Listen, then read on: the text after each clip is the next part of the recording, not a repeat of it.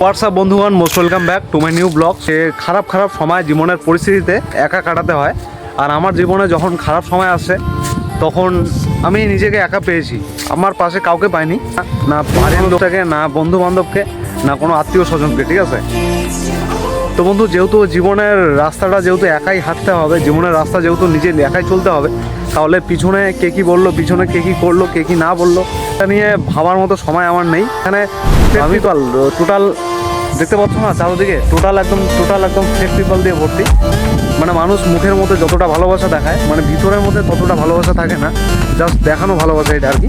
তো গরিব যখন থাকবা তুমি, তো তখন সবাই তোমাকে মোটিভেশনাল দিবে যে ভাই এইটা কর, ওইটা কর, সেটা কর, এটা করলে ভালো হবে। আর যখন তুমি বড়লোক হয়ে যাবা, তো তখন সম্মানটা তোমাকে সবাই করবে, রেসপেক্ট করবে। মানুষ তোমার পরিশ্রমটাকে সম্মান করবে, টাকাটাকে সম্মান করবে। ঠিক আছে, তুমি যদি গরিব থাকো তোমাকে কেউ সম্মান দিবে না। একটা বেকার মানুষকে, একটা বেকার ছেলেকে কেউ সম্মান করে না। একটা বেকার ছেলের হাত ধরতে কোনো নারী চায় না। তো আশা করি সবাই ভালো আছো। তো বন্ধুরা, নেক্সট ব্লগে, ঠিক আছে, আপকামিং সুন, খুব তাড়াতাড়ি দেখা হবে।